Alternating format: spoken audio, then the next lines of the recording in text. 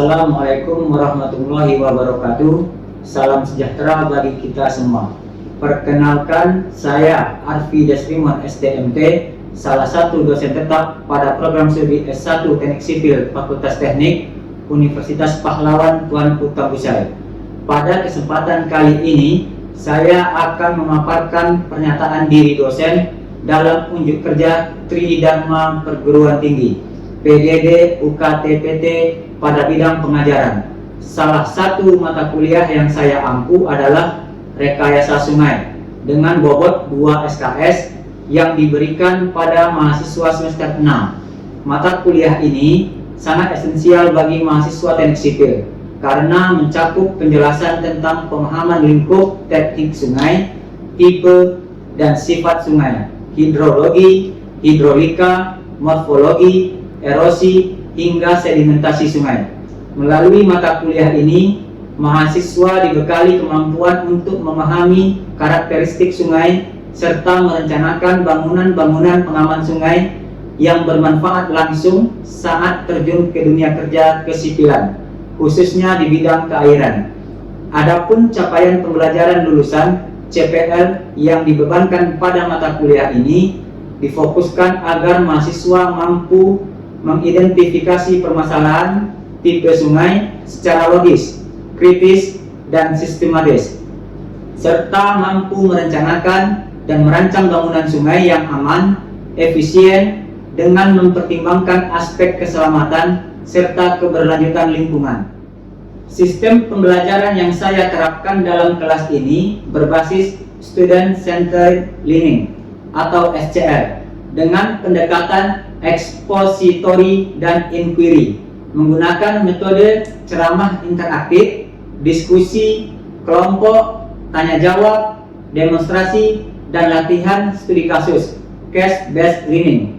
Pendekatan ini saya rancang agar interaksi antara dosen dan mahasiswa maupun antar mahasiswa dapat berjalan secara aktif dua arah.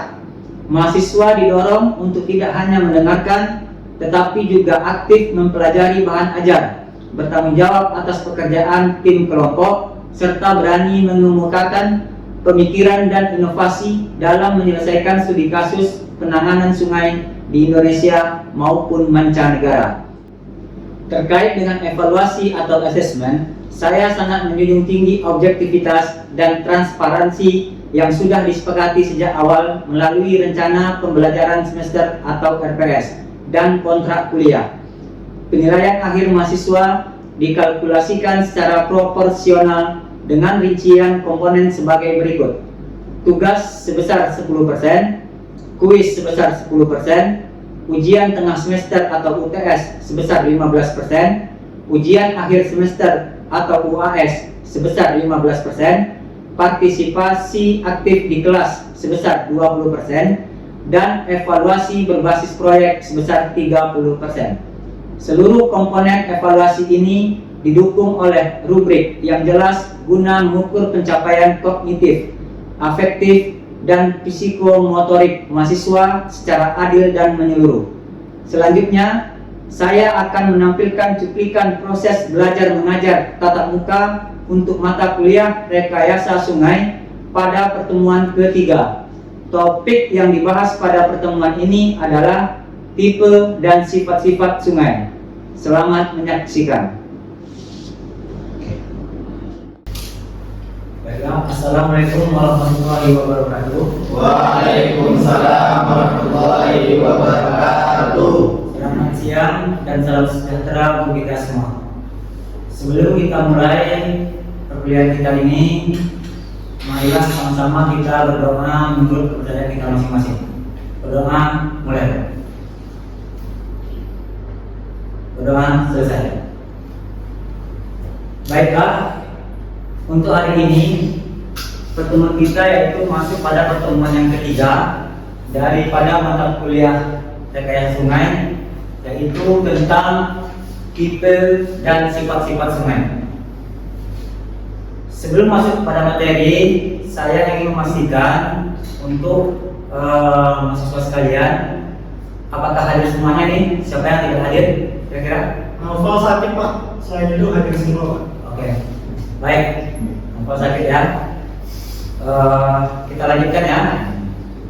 Pada pertemuan sebelumnya kita sudah membahas tentang kegunaan sungai bagi kehidupan manusia.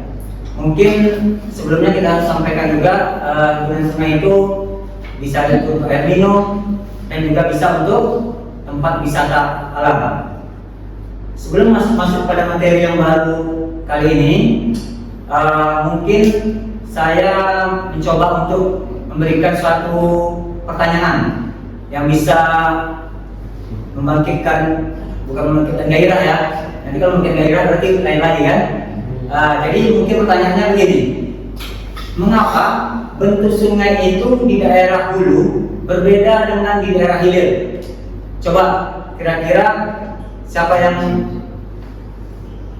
bisa tahu? Apa itu? Ya, silakan. Saya Pak, mungkin karena di hulu itu daerah lebih tinggi dan curam, sedangkan di hilir lebih landai. Oke, bagus sekali. Jadi penyebabnya adalah adanya mungkin kemiringan lahan ya. Karena yang dulu tadi bagaimana yang dulu lebih apa itu? Lebih landai ya. Oke. Untuk jawaban yang lebih lengkapnya nanti mungkin kita akan mempelajari bagaimana proses terjadinya dan bagaimana apa-apa aja yang ada pada tipe dan sifat-sifat sungai. Baiklah, sebelum masuk ke materi, saya sampaikan dulu identitas perkuliahan kita kali ini, yaitu untuk capaian pembelajaran pertemuan kita ini, yaitu minggu ketiga ini dari 16 minggu pertemuan, yang mana subjektivitasnya yaitu mahasiswa mampu mengidentifikasi aspek masalah tipe sungai berdasarkan data geologi dan topografi. Indikator ketercapaiannya adalah ketetapan mahasiswa untuk menjelaskan bentuk das, tipe, dan sifat-sifat sungai. Secara lebih rinci, setelah mengikuti pertemuan ini, mahasiswa diharapkan mampu 4 hal sebagai berikut. Yang pertama, menjelaskan tipe-tipe sungai berdasarkan karakteristik aliran dan bentuk lembah. Yang kedua, mengidentifikasi sifat-sifat sungai di bagian hulu, tengah, dan hilir. Yang ketiga, menjelaskan proses erosi, sedimentasi, dan pembentukan meander. Yang keempat, menjelaskan sumber air sungai dan kaitannya dengan daerah aliran sungai. Sungai dapat kita klasifikasikan berdasarkan beberapa parameter, yaitu pada slide 3. Yang pertama, berdasarkan debit air, sungai terbagi menjadi sungai permanen, sungai periodik, dan sungai episodik ataupun intermittent. Sungai permanen itu selalu ada sepanjang tahun. Namanya permanen. Kalau permanen semua tahu lah ya, namanya permanen. Berarti kalau permanen itu berarti selalu ada. Airnya selalu ada sepanjang tahun dan mengecil di musim kemarau. Sedangkan sungai episodik hanya berair pada saat tertentu saja. Misalnya saat pada hujan turun. Yang kedua, berdasarkan pola aliran, yaitu ada dendritik, trellis, dan rektangular. Yang mana berdasarkan pada pola aliran ini ada pola dendritik, yaitu menyerupai cabang pohon. Sedangkan kalau trellis berupa pola radial yang menyebar dari satu titik ke pusat yang lainnya. Untuk pola rektangular yang memiliki garis patahan atau struktur batuan. Dan untuk yang ketiga, itu berdasarkan sumber air. Ada sungai hujan, sungai gletser, dan sungai campuran antara keduanya, yaitu campuran antara sungai hujan dan sungai gletser. Mungkin dari tipe-tipe dan klasifikasi yang tiga ini ada pertanyaan? Pak, izin bertanya Pak. Boleh, silakan. Kalau sungai di Riau ini termasuk tipe sungai yang mana Pak? Oke, mungkin sungai yang di Riau ini kita sama-sama tahu termasuk, atau ada teman yang lain yang bisa menjawab? Pak, Ya, mungkin sungai Riau itu termasuk sungai permanen Pak, karena airnya biasa selalu ada sepanjang tahun. bagus sekali. Berarti contohnya lah sungai yang ada di Riau ini semacam yang terdekat kita di sini Sungai Kampar ya. Itu mungkin ada airnya sepanjang tahun, ada selalu, dan mungkin yang juga kita kenal kabupaten tetangga mungkin Sungai Siak ya. Karena airnya selalu ada sepanjang tahun. Baiklah, selanjutnya kita akan bahas tentang sifat aliran sungai. Seperti yang dilihat di monitor, yaitu aliran air selalu bergerak dari sifat air apa? Bagaimana sifat air? Bergerak dari yang tinggi menuju ke yang lebih rendah ya. Oke. Yaitu seperti gaya gravitasi. Ini adalah prinsip dasar daripada hidrolika sungai. Yang kedua, kecepatan aliran dipengaruhi oleh tiga faktor kemiringan lahan. Yang pertama kemiringan lahan ataupun gradien, yang kedua yaitu debit air, dan yang ketiga kekerasan dasar sungai. Nah, untuk yang aliran di bagian hulu umumnya lebih deras dengan energi erosi tinggi, sedangkan hilir cenderung lebih tenang. Itu nampak pada profil kemiringan alirannya ya. Jadi dalam penjelasan yang ini tadi yang bisa dijelaskan kenapa hulu itu alirannya lebih deras. Coba siapa yang bisa menjawab? Kenapa yang di hulu bisa lebih deras? Izin jawab Pak. Ya, Karena kemiringannya lebih curam Pak, jadi gaya gravitasinya lebih besar mendorong air. oke, betul sekali. Jadi karena kemiringannya yang lebih curam, jadi energi kinetik air lebih besar, sehingga kemampuan untuk mengikis ataupun mungkin terjadinya erosinya itu lebih tinggi. Baiklah, materi berikutnya adalah perubahan bentuk lembah sungai. Nah, ini perubahan bentuk ya. Perubahan bentuk lembah sungai itu yaitu berubah secara bertahap dari hulu menuju ke hilir, dan bisa kita bagi menjadi 3 tahap. Seperti itu, semacam yang berbentuk V, ciri-cirinya curam, sempit, dan erosi vertikal. Yang dominan artinya air lebih banyak mengikis di area bawah karena dia berbentuk V ya. Jadi air lebih banyak mengikis ke yang paling bawah ya, daerah yang paling bawah, sehingga dapat memperdalam daripada dasar sungai.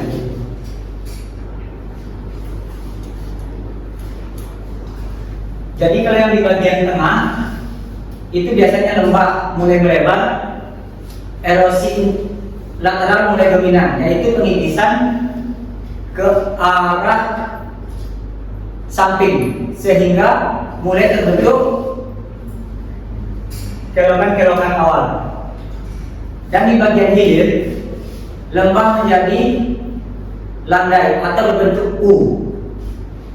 Kalau landai berarti dia beda dengan V ini ya. Dia berbentuk U, jadi lebih datar, lebar, dan sering terjadi sedimentasi dan meander.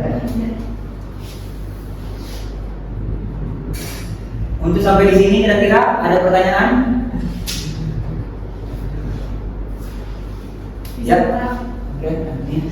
Apa bedanya erosi vertikal dan erosi lateral tadi, Pak? Oke, berarti erosi vertikal dan erosi lateral. Ya. Baik. Erosi vertikal itu mengipisnya ke bawah. Kalau lateral mengikisnya ke samping. Kira-kira begitu. Karena dia berbentuk vertikal. Kalau namanya vertikal itu biasanya kan ke atas ya, ke atas dan ke bawah. Berarti itu mengikisnya ke bawah.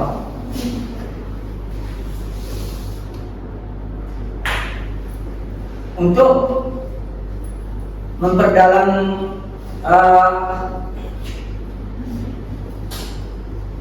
baik, sekarang kita masuk pada pembahasan erosi dan sedimentasi secara lebih mendalam.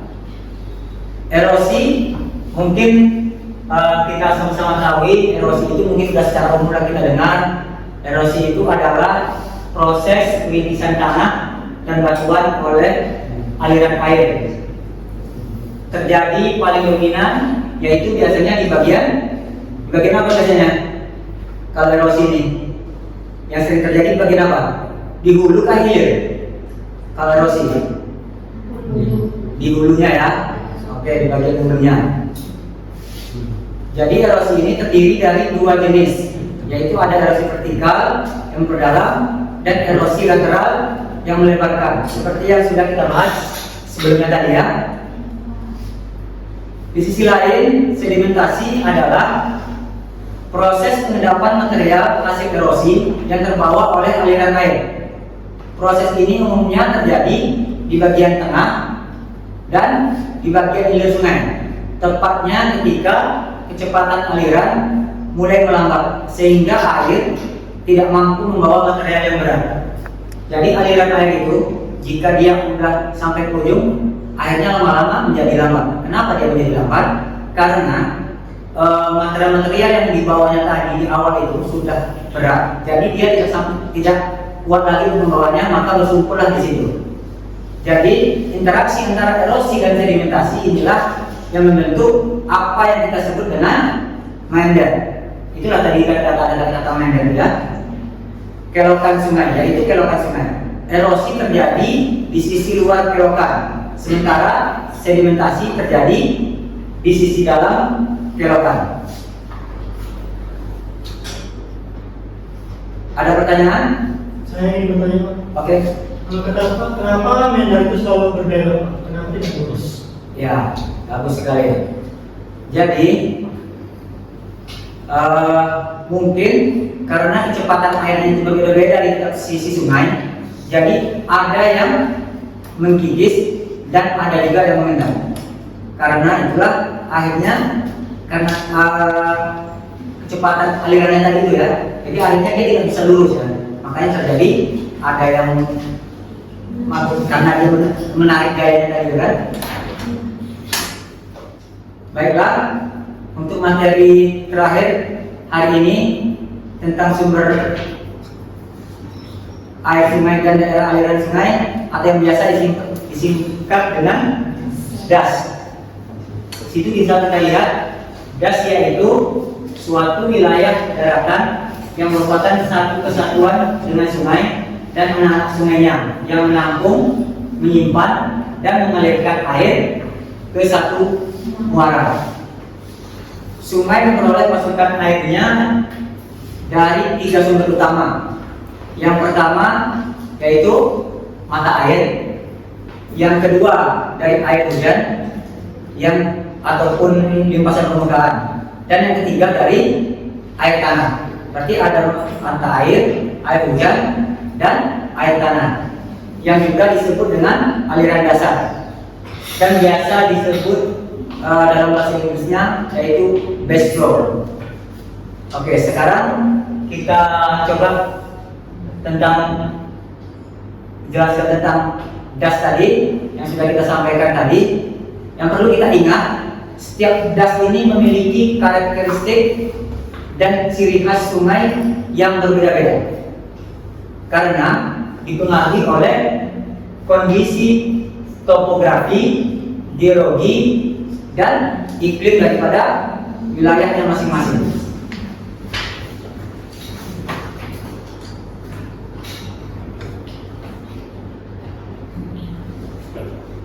Ada pertanyaan di sini? Sebelum kita lanjut tentang das, udah paham semua ya? Pak, Oke. izin bertanya, Pak. Kalau seperti itu, apakah satu sungai bisa punya lebih dari satu das, Pak? Oh baik, terima kasih.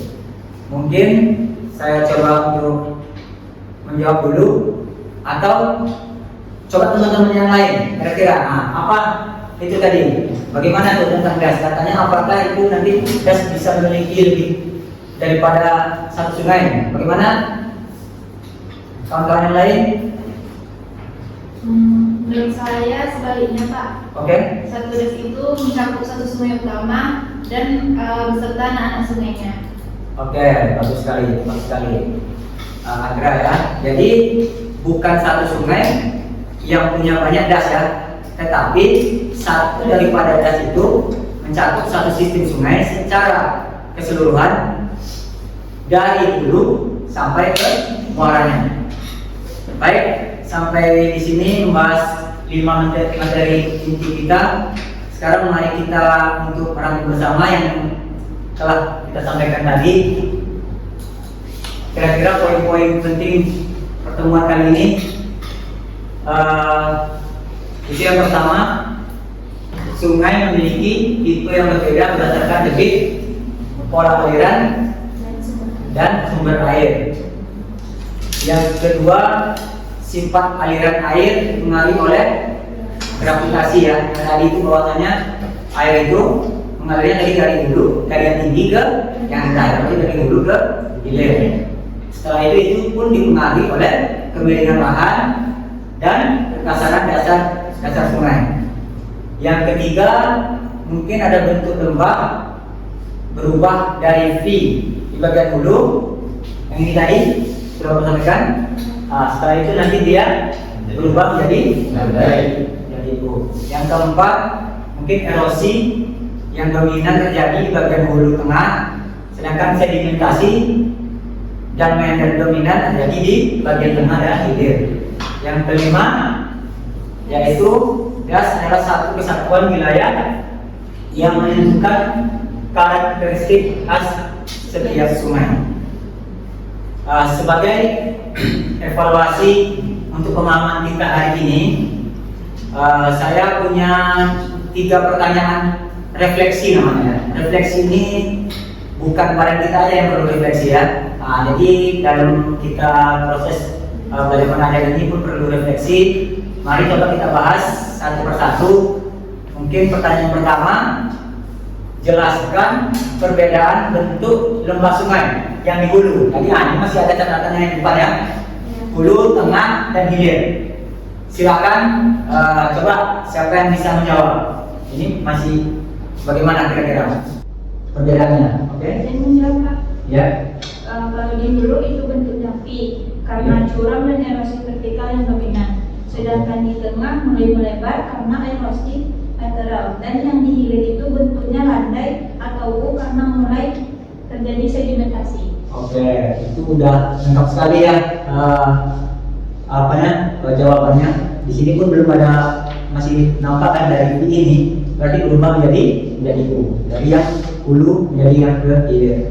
Untuk yang pertanyaan yang kedua, ini refleksi yang kedua, mungkin mengapa erosi itu lebih dominan terjadi di bagian hulu sungai, sedangkan sedimentasi di hilir? Ya. Karena di hulu itu kecepatan aliran itu tinggi Pak, jadi energinya besar untuk mengikis. Sedangkan pada bagian hilir itu alirannya melambat sehingga materi yang di bawah itu akhirnya mengendap. Oke, bagus sekali Yudi. Jadi itu sudah berkaitan langsung dengan energi kinetik aliran ya, yang kita bahas di materi sifat aliran air tadi. Mungkin untuk refleksi 3 pertanyaan yang ketiga lah ini ya. Pertanyaan yang ketiga, Apa kira-kira yang dimaksud dengan das? Nah, tadi kan sudah ditampilkan juga ya, das. Dan mengapa setiap das itu memiliki karakteristik yang berbeda? Siapa? Oke. Das itu wilayah dataran satu kesatuan yang sungai dan anak sungainya. Ya. Karakteristiknya berbeda karena dipengaruhi topografi, geologi, dan iklim di setiap wilayah. Oke. Semua dengar ya? Itu berarti ada tadi 3 pertanyaan refleksi kita. Mungkin dari jawaban dari masing-masing saya anggap sudah paham terhadap materi kita hari ini. Mungkin kita cukupkan untuk pendalaman lebih lanjut. Nanti silakan dipelajari untuk materi bacaan berikutnya. Mungkin saya untuk menjadi acuan berikutnya ya, sebagai bahan bacaan tambahan. Pertama mungkin buku coba dicatat ya, nanti untuk minggu depan kita biar bisa lebih perbaikan dan pengaturan sungai oleh Sosro Darsono dan Tommy Inaga. Ya, Sosro Darsono dan Tommy Inaga terbitan di PT Praja Paramita. Yang kedua mungkin River Mekanik oleh Pierre Julien, terbitan Macro. Nah, itu yang Inggrisnya ya. Yang ketiga yaitu mungkin buku Eko Hidrolik oleh Agus Mariono. Nah, nanti coba silahkan dipelajari dulu biar bisa dibaca-baca untuk pemahaman kalian semua. Baik, demikian untuk pembahasan kita hari ini tentang tipe dan sifat-sifat sungai. Terima kasih atas perhatian kalian semua. Mungkin nanti pada pertemuan berikutnya kita akan membahas tentang hidrologi sungai. Terima kasih atas keaktifan kalian semua. Karena tadi di awal kita awali dengan doa, jadi untuk mengakhiri kegiatan ini kita tutup juga dengan doa. Mungkin sama-sama kita ucapkan Baiklah,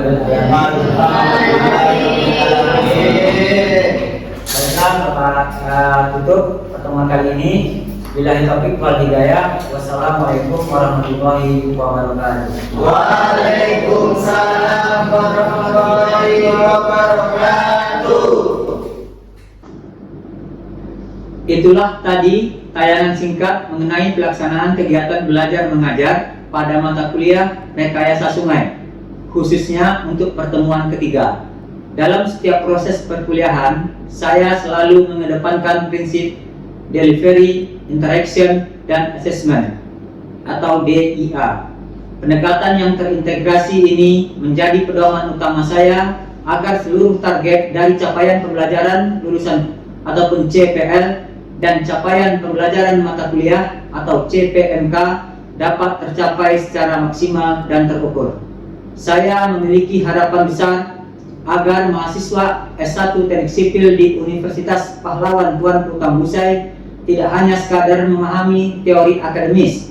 Lebih jauh, proses ini dirancang untuk mengasah ketajaman analisis, kemampuan berpikir kritis, serta mendorong lahirnya inovasi mahasiswa dalam merancang infrastruktur bangunan sungai yang aman, efisien, dan berpedoman pada prinsip ekohidraulik di dunia kerja keairan nantinya. Sebagai seorang pendidik, saya memegang teguh komitmen untuk senantiasa mengevaluasi diri, menyempurnakan metode pengajaran, serta terus beradaptasi. Upaya ini bermuara pada satu tujuan, yakni mencetak sarjana teknik sipil yang kompeten, adaptif, dan memiliki daya saing tinggi. Saya menyadari bahwa tentu masih terdapat ruang untuk perbaikan. Oleh karenanya, saya memohon maaf atas segala kekurangan yang ada. Akhirul kalam, wabillahi taufiq wal hidayah. Wassalamualaikum warahmatullahi wabarakatuh.